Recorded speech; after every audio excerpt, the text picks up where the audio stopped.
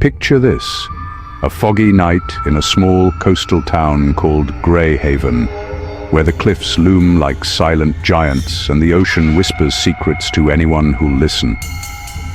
It's 1987, and the air smells of salt and suspicion.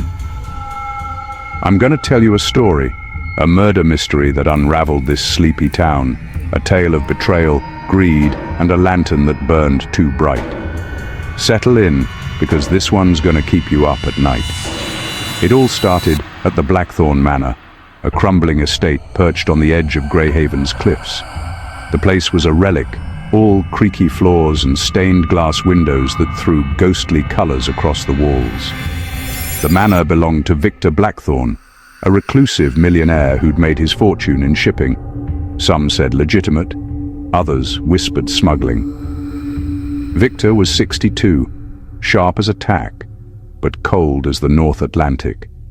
He lived alone, save for a small staff and his estranged family, who only showed up when they smelled money.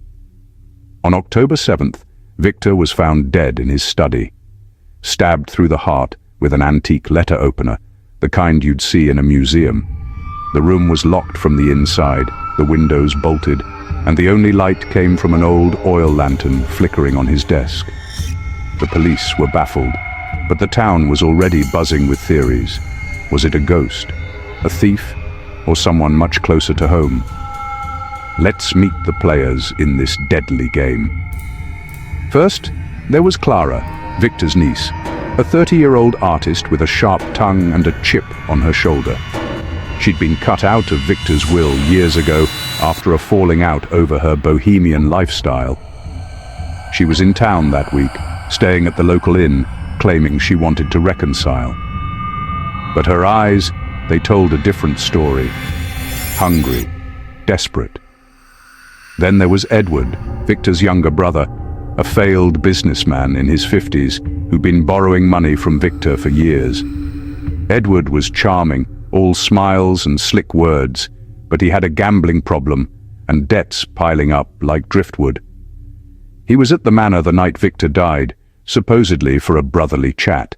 Next, we had Margaret, the housekeeper, a stern woman in her 60s who'd worked for Victor for decades. She knew every secret in that house, every creak in the floorboards. Some said she was loyal to a fault. Others thought she was biding her time, waiting for a payout. And finally, there was Tom, the groundskeeper, a quiet 25-year-old, with a limp from a fishing accident. He kept to himself, tending the gardens, but he'd been seen arguing with Victor about unpaid wages just days before the murder. The police, led by Detective Laura Kane, a no-nonsense woman with a knack for spotting lies, arrived at dawn. The scene was eerie. Victor slumped in his leather chair, the letter opener glinting in the lantern's glow. No fingerprints, no signs of a struggle. Just that locked door and a faint smell of kerosene. Laura noticed something odd. The lantern was still burning, hours after Victor's death, and its glass was smudged with soot, like someone had tampered with it.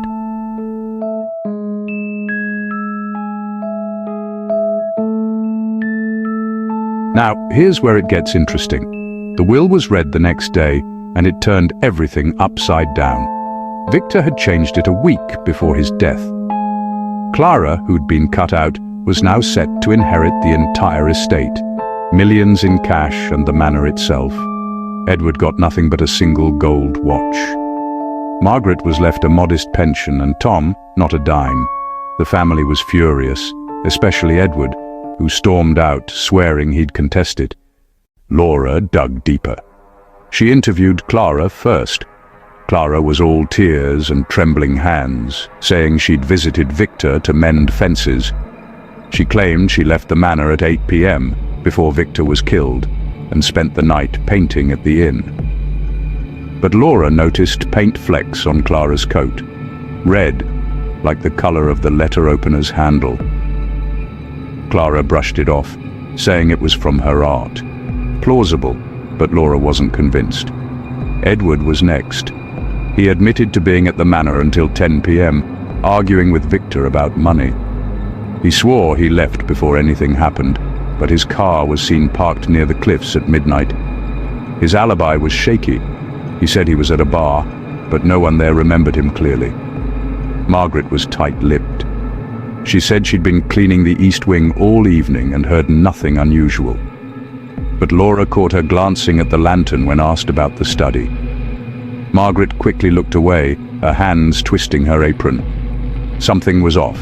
Tom was the hardest to read. He spoke softly, eyes on the floor, saying he was in his shed fixing tools until late. He admitted to arguing with Victor but insisted he'd never hurt him. Laura noticed dirt on his boots, fresh, like he'd been digging recently. She filed that away for later.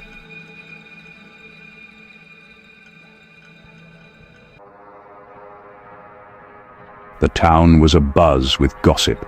Some said Victor's ghost haunted the manor, seeking revenge. Others thought it was an outsider, maybe a smuggler from Victor's shady past. But Laura focused on the lantern. She had it tested, and the lab found traces of a rare kerosene blend, only sold at a shop 50 miles away. Guess who'd been there the day before the murder? Clara. Her signature was on the receipt. Laura confronted Clara, who broke down, admitting she'd bought the kerosene, but only to refill the manor's lanterns as a peace offering for Victor. Laura didn't buy it. She searched Clara's room at the inn and found a sketchbook with drawings of the manor's study, detailed like she'd studied it. One sketch showed the letter opener circled in red, but then came the twist. Laura revisited the crime scene and noticed something new. A hidden panel in the study's bookshelf, barely visible unless you knew where to look. It led to a narrow passage that opened to the cliffs. The lock on the panel was freshly oiled, and there were scuff marks on the floor. Someone had used it recently. Laura's mind raced. The locked room wasn't locked at all, not if you knew the passage. She gathered everyone at the manor, Clara, Edward, Margaret and Tom, and laid out her theory. Here's how it went down. Laura stood in the study, the lantern flickering like it was watching. She pointed to Margaret. "You knew about the passage, didn't you? You've been here longer than anyone." Margaret's face went pale, but she stayed silent. Laura turned to Clara.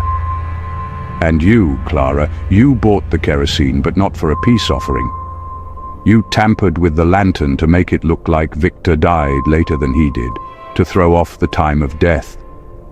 Clara gasped, shaking her head, but Laura wasn't done. She looked at Tom. "And you, Tom, you were digging near the cliffs that night. I found a knife buried there, wrapped in a cloth with Victor's blood on it. You thought you'd hidden it well, but you didn't." The room was deathly quiet. Laura explained. Margaret had discovered the passage years ago and told Clara, who was desperate for the inheritance. Clara planned the murder, using the passage to sneak into the study after Edward left.